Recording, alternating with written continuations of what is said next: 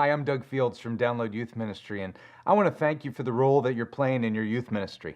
I've been doing youth ministry for a long time, and it's amazing to me how a teenager's life can be changed by such a simple act from a caring adult like yourself. You see, my own story goes back to when I felt called into youth ministry, and I was only a high school student. There were a few adults that were hanging around my youth group who were just so kind to me, and it wasn't that they were just nice. They actually spoke words of truth into me, and these words altered the course of my life and who I am today because of actually youth workers just like yourself.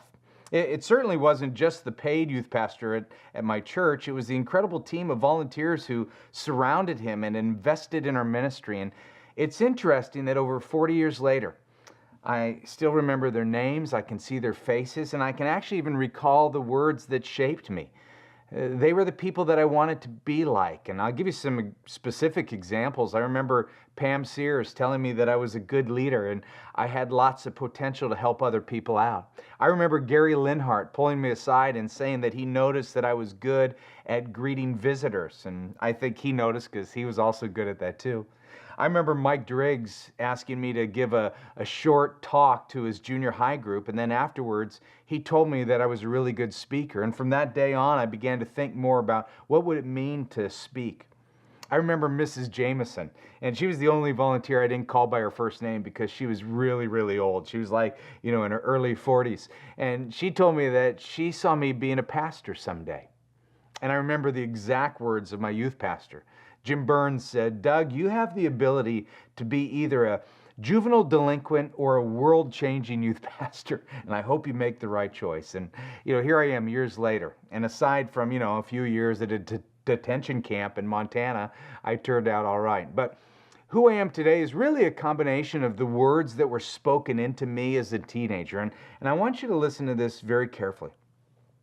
You have the potential to shape a teenager's life forever simply by the power of your words. I mean, did you realize that?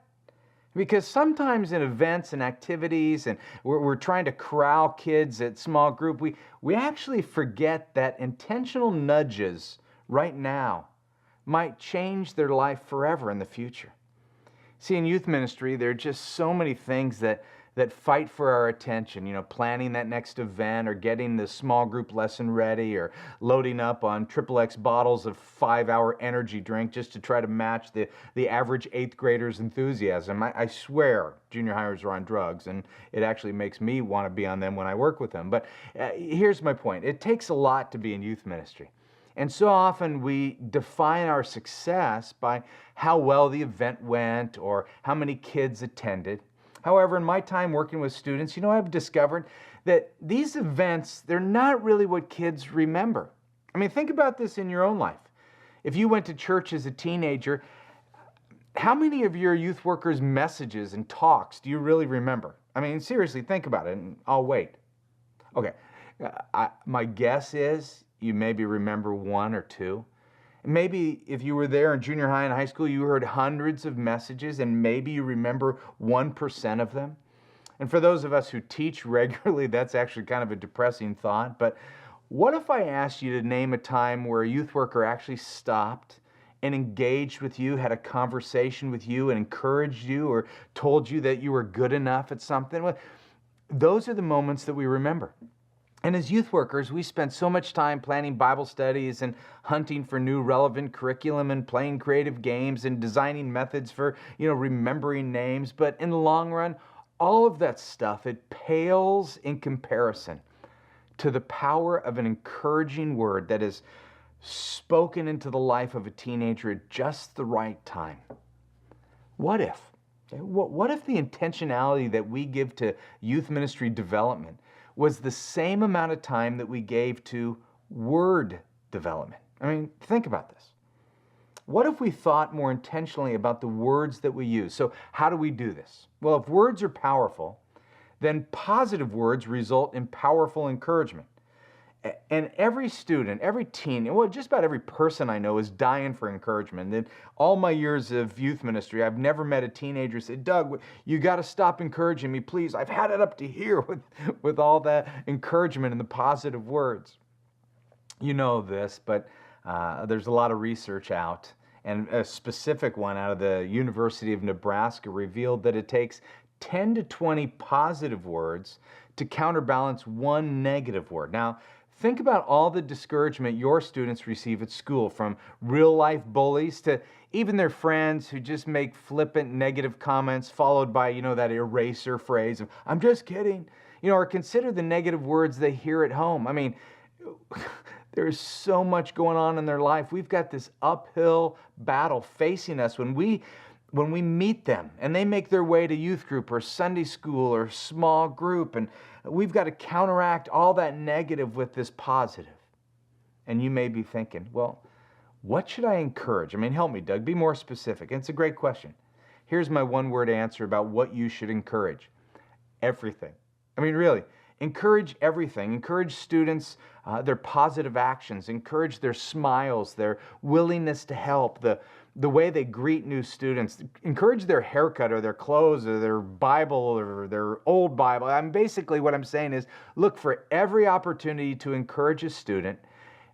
The more, the better. See, and then the better you know a student, really the deeper and more personal the encouragement should be. But if you get in the habit of looking at a teenager and thinking, what can I say that's positive? What can I say that's empowering?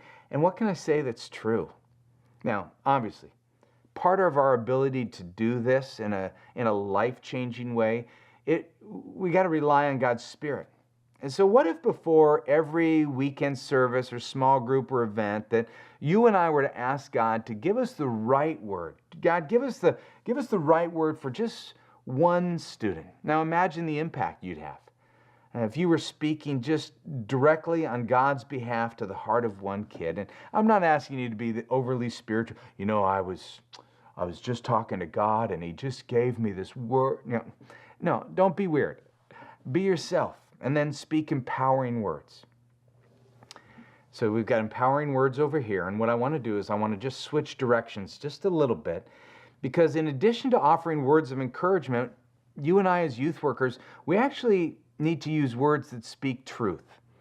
And sometimes truthful words won't always come across as encouraging words. But as youth workers, we need to learn to speak the truth and we need to learn to speak it in love. So when a student does something or says something that's maybe inappropriate or out of bounds, it may be time for us to use truthful words, even if those words might result in a little gentle confrontation. So let's be real. Confrontation isn't fun. I don't know anyone who enjoys confrontation, maybe a few psychos that I've worked with in the past, but speaking words of truth, they can actually be an important act of kindness or discipleship. It's vital for their spiritual development. And these words of confrontation should happen with an attitude of grace and a position of truth. So grace says, I love you, where truth says, you're being inappropriate. And when we combine them together, they can be powerful. And see, I've discovered that, a lot of leaders, they would rather not say anything. They'd rather do the silent treatment. They hope that the negative behavior is going to go away before the need for truthful or directive words. But it doesn't happen like that. And I want to tell you that when confrontation is done with an attitude of grace and truth, it does lead to powerful results. Sometimes the truth does hurt. But when it's done with wisdom and sensitivity and love, it can actually influence a life as much as encouragement. All right, that's a lot to take in, a lot to think about. And so I want to challenge you this week, okay? This week, let's go specific. Look for ways that you can use words of encouragement and words that speak truth with grace and love. Look for the ways to build up the teenagers that God has placed in your life, because your impact and your influence as a leader can be life-changing. The more intentional you become with your words that you speak into their life, the more potential it has for a young life to be changed. Thanks so much for taking some time to learn and to think a little more deeply about what you're doing in youth ministry. And by the way, thanks. Thanks for what you're doing. See you next time.